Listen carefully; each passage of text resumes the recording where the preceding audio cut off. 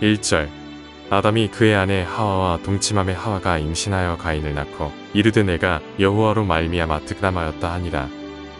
7절 내가 선을 행하면 어찌 낯을 들지 못하겠느냐. 선을 행하지 아니하면 죄가 문에 엎드려 있느니라. 죄가 너를 원하나 너는 죄를 다스릴지니라.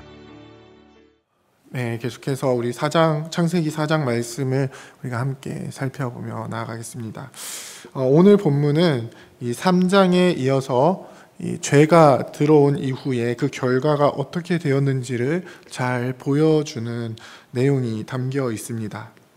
3장 후반부에 보면은 이제 죄를 지은 아담과 하와를 하나님께서는 이 에덴 동산에서 쫓아내시고요. 이 동산으로 들어오는 이 동쪽 길목을 그룹과 화영검을 통해서 지키십니다. 더 이상 사람은 하나님으로부터 오는 참된 생명을 누릴 수가 없게 되어버렸습니다. 그래서 이들에게 소망은요, 하나님께서 뱀에게 하신 그 말씀 속에 나타나는 여인의 후손 밖에는 없었습니다. 그들은 하나님께서 말씀하신 이 여인의 후손을 통해서 회복시켜 주심이 금방 이루어질 것으로 기대했던 것 같습니다.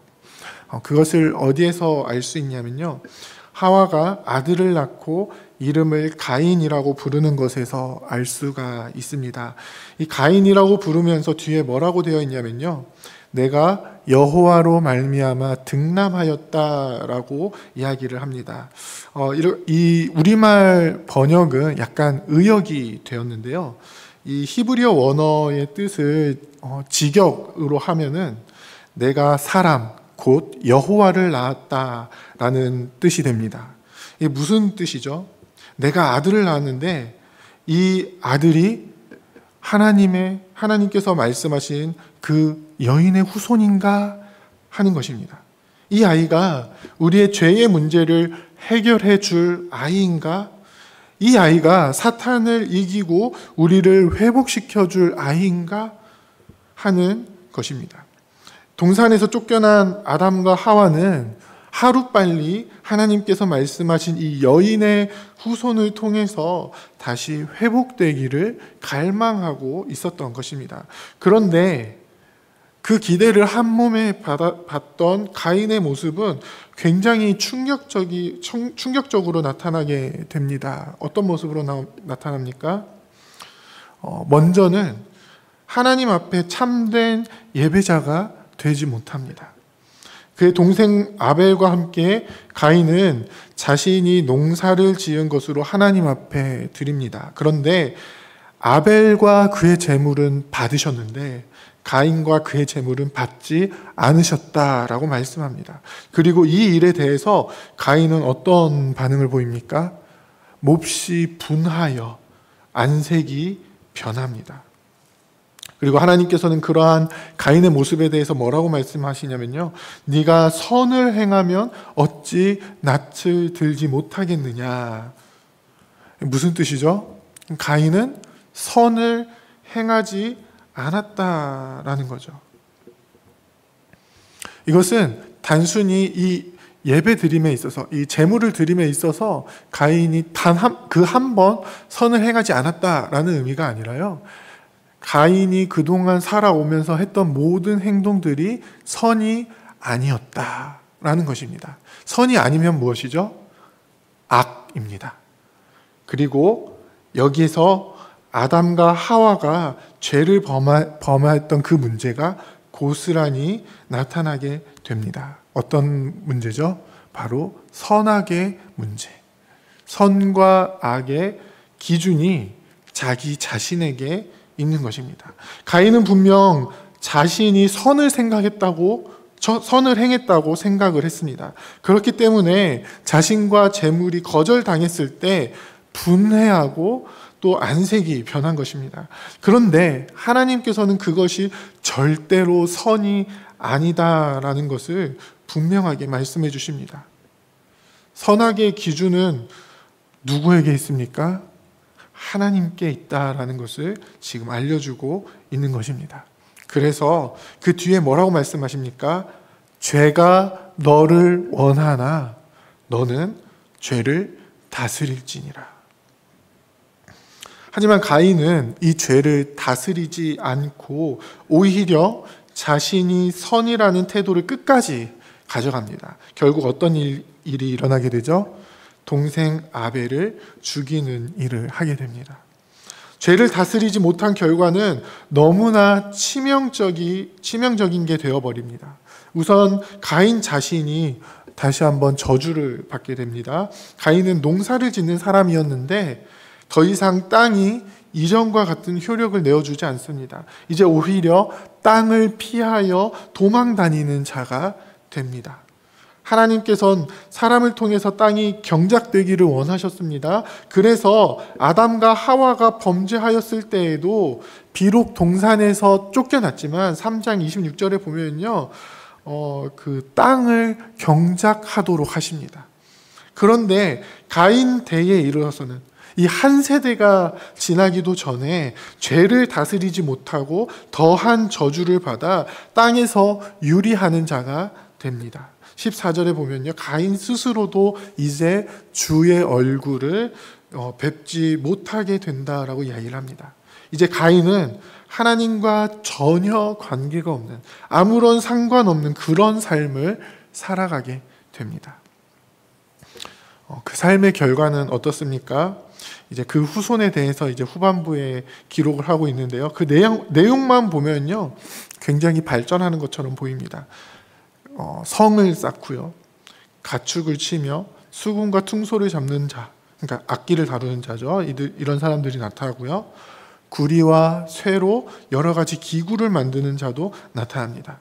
나중에 살펴보겠지만 6장에 보면요, 그런 자들을 용사라고 표현을 하면서요, 고대의 명성이 있는 자라고 이야기를 합니다. 그런데 지금 이들을 통해서 발전하는 이 문화, 이 문명은 어떤 문명입니까? 하나님 없이 발전하는 것입니다. 세상에서 살아남기 위해서 발전하는 것입니다.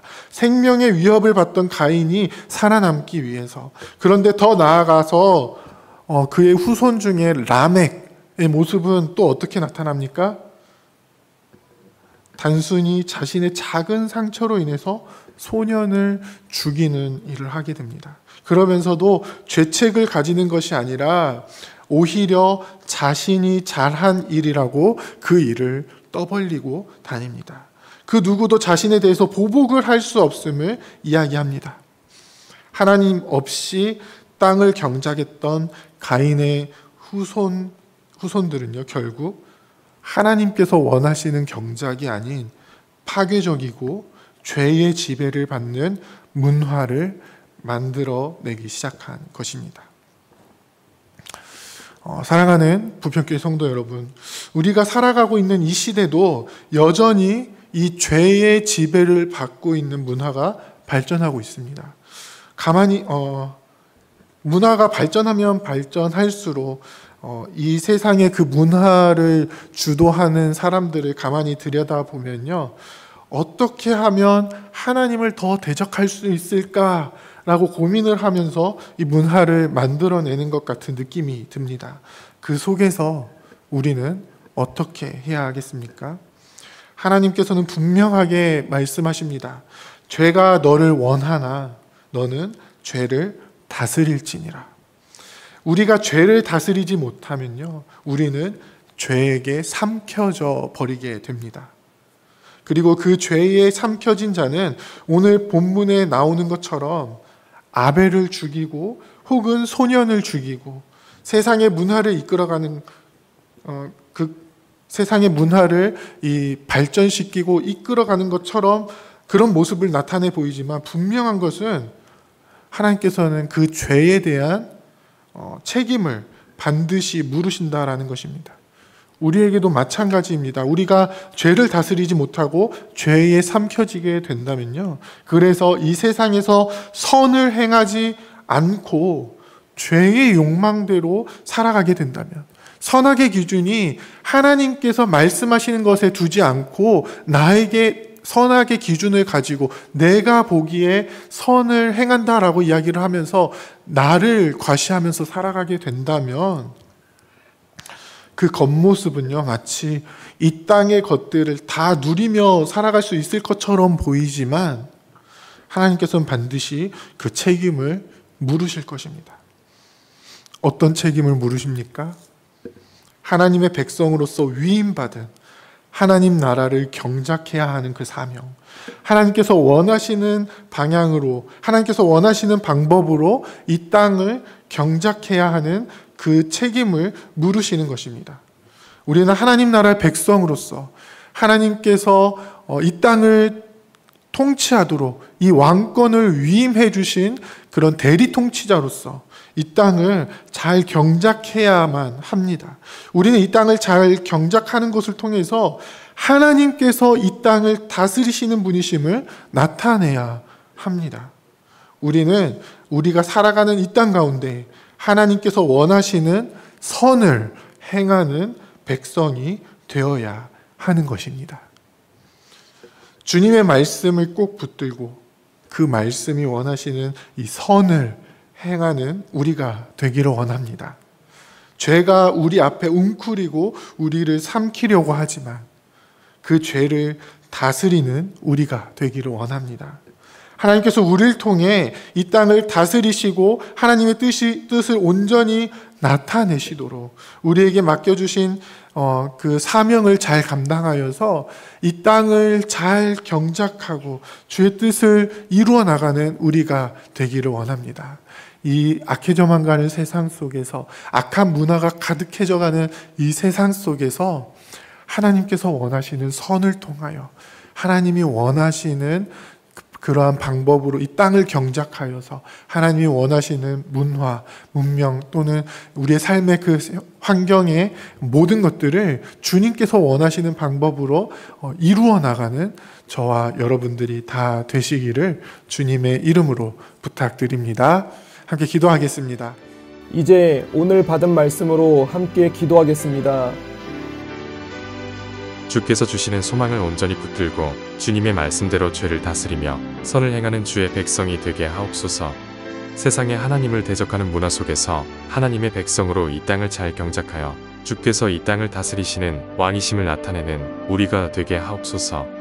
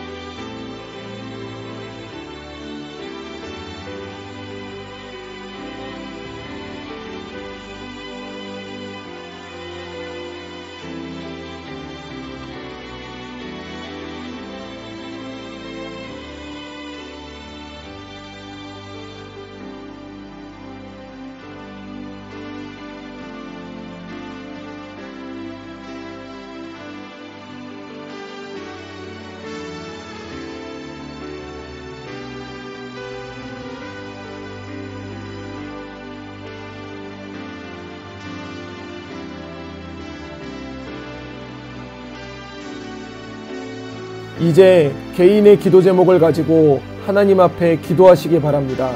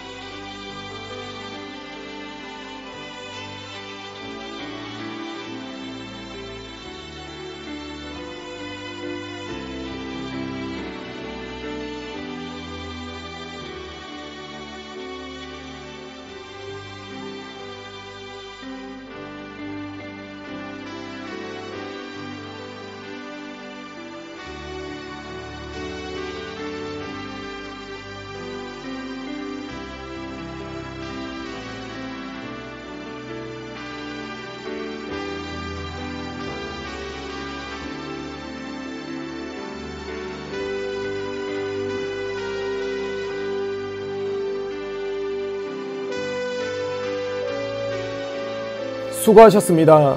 오늘도 하나님의 인도하심 가운데 승리의 하루를 보내시는 우리 재건부평교회 모든 성도님들이 되시기를 주님의 이름으로 축복합니다.